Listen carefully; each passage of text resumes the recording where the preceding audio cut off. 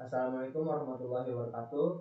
Nama saya Muhammad Fakih Subahi dari Prodi Sistem Informasi tahun angkatan 2022.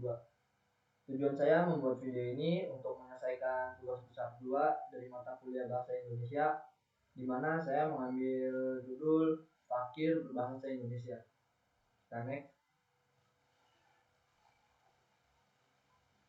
Kita masuk ke kata pengantar. Puji syukur pada Tuhan Yang Maha Esa atas semua anugerahnya yang memungkinkan penulis untuk menyelesaikan makalah yang berjudul Fakir Berbahasa Indonesia dengan sebaik mungkin. Makalah ini bertujuan untuk meningkatkan penggunaan bahasa asal negara Indonesia dan memahami pentingnya menggunakan bahasa yang tepat dan untuk memperkuat rasa cinta dan bangga atas bahasa Indonesia, sehingga mereka dapat mempertahankan bahasa lokal agar tidak digantikan dengan bahasa asing. Penulis ingin menyampaikan terima kasih kepada semua individu dan pihak yang telah memberikan fasilitas dan dukungan dalam penulisan makalah ini, sehingga penulis berhasil menyelesaikan dengan tepat waktu. Semoga Allah SWT membalas kebaikan mereka dengan berlipat ganda. Mungkin penulis telah berusaha semaksimal mungkin untuk menyusun makalah ini. Penulis menyadari bahwa masih banyak terdapat kekurangan. Oleh karena itu, penulis sangat berharap kritik dan saran yang membangun dari para pembaca. Akhir kata, saya berharap makalah ini dapat menjadikan sumber pengetahuan yang bermanfaat bagi masyarakat.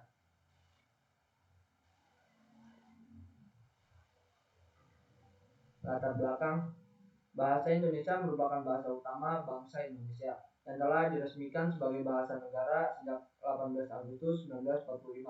Bahasa Indonesia menjadi identitas nasional dan juga sebagai jati diri masyarakat Indonesia sebagai penutur asli bahasa Indonesia. Bahasa Indonesia juga berfungsi sebagai bahasa nasional. Bahasa Indonesia sebagai alat komunikasi dalam menyatukan berbagai suku bangsa dengan latar belakang sosial budaya dan bahasa yang berbeda. Bahasa Indonesia menjadi pemersatu di antara berbagai macam bahasa lokal yang dimiliki bangsa Indonesia. Bahasa Indonesia menjadi bahasa utama masyarakat Indonesia dalam berkomunikasi, baik dalam percakapan resmi maupun dalam percakapan sehari-hari. Akan tetapi, penggunaan kosakata yang berasal dari bahasa asing mulai sering digunakan oleh masyarakat Indonesia dalam berkomunikasi. Kosakata asing mulai menyebar luas dan mempengaruhi masyarakat dalam berkomunikasi, baik secara langsung maupun tidak langsung. Kefakiran dalam berbahasa Indonesia tidak hanya terjadi dalam bentuk percakapan, tapi juga terjadi dalam penamaan tempat dan produk yang ada di dalam negara. Banyak tempat dan produk lokal Indonesia yang menamai serta mempromosikan merek dagangnya dengan istilah bahasa asing daripada istilah kata bahasa Indonesia. Next, kita masuk ke pembahasan. Di pembahasan pertama ada pengertian fakir. Secara umum, fakir dipandang sebagai ketidakmampuan seseorang atau lemahnya orang dalam melakukan sesuatu. Ketidakmampuan itu menyebabkan seseorang itu tidak memiliki apa-apa, baik pekerjaan maupun usaha. Melihat pandangan fakir secara umum, kata fakir hampir serupa dengan kata miskin, yang juga dimaknai dengan orang yang tidak mempunyai apa-apa atau orang-orang yang sangat butuh pertolongan. Dengan adanya keserupaan ini, tidak jarang kata fakir disandingkan dengan kata miskin. Pengertian yang kedua ada pengertian kosakata. Pengertian kosakata di sini, kosakata adalah himpunan kata yang dimiliki oleh seseorang atau entitas lain atau merupakan bagian dari suatu bahasa tertentu. Kosakata seseorang didefinisikan sebagai himpunan semua kata-kata yang kemungkinan akan digunakan oleh orang tersebut untuk menyusun kalimat baru. Kekayaan kosakata seseorang secara umum dianggap merupakan gambaran dari kecerdasan atau tingkat pendidikannya. Penambahan kosakata seseorang secara umum dianggap merupakan bagian penting, baik dari proses pembelajaran ataupun pengembangan kemampuan seseorang dalam suatu bahasa yang sudah dikuasai. Di sini ada jenis-jenis kosakata. Jenis kosakata yang pertama ada kosakata aktif dan kosakata pasif. Kosakata aktif di sini ialah kosakata yang frekuensi penggunaannya sangat sering dipakai dalam berbicara atau menulis.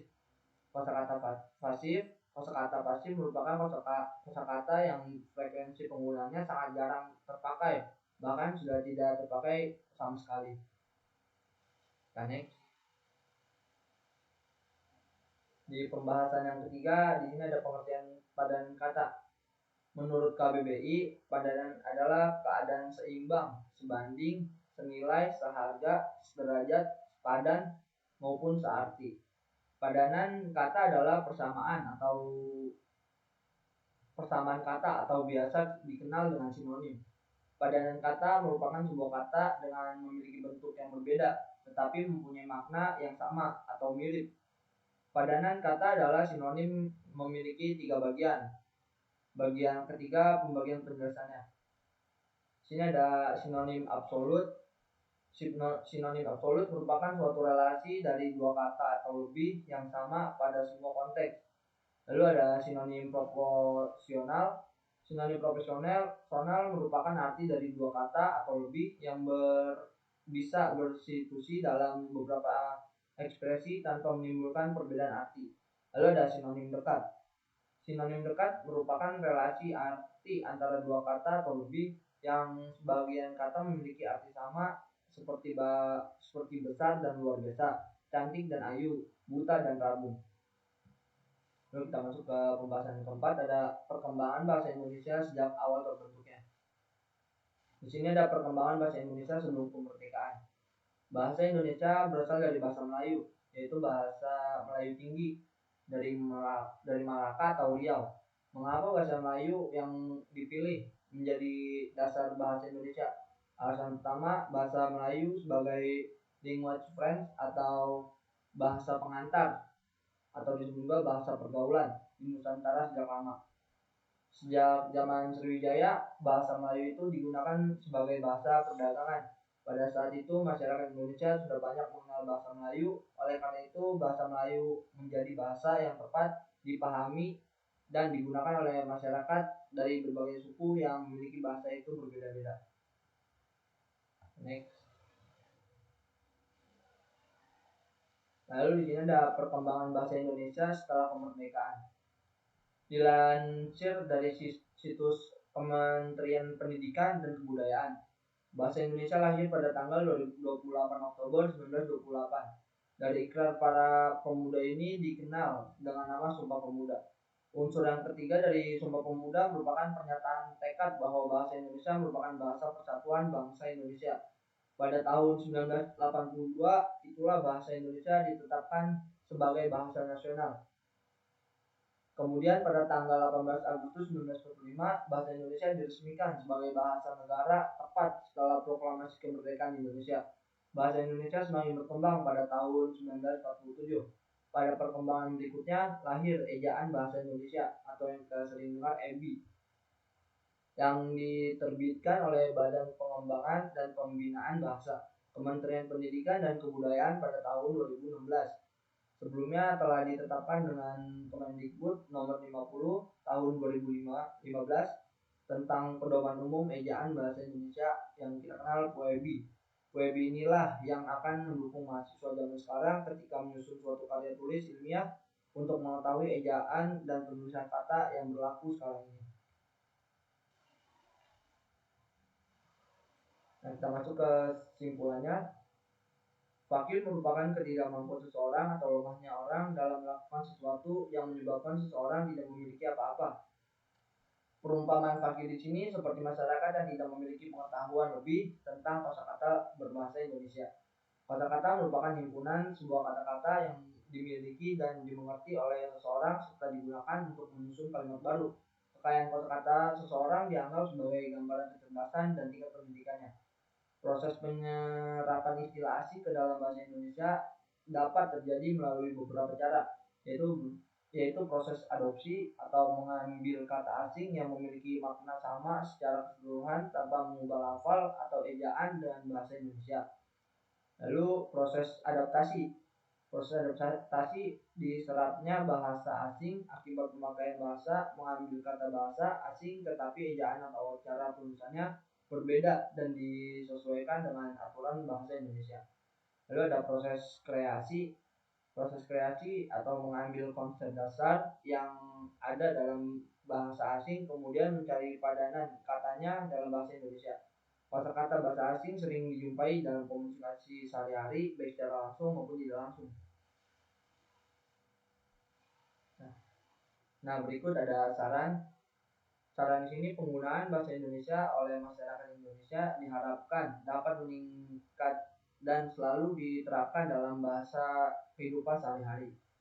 Hal ini dapat dilakukan dengan melakukan menanam perasaan cinta dan bangga terhadap bahasa Indonesia. Perasaan cinta dan bangga terhadap bahasa Indonesia inilah yang akan mendorong masyarakat untuk mempelajari dan menggunakan bahasa Indonesia. Selain itu, dapat juga dilakukan dengan meningkatkan peran tanggung jawab para pengajar agar bisa mengenalkan anak bangsa pada identitas nasional bangsa Indonesia, yaitu bahasa Indonesia.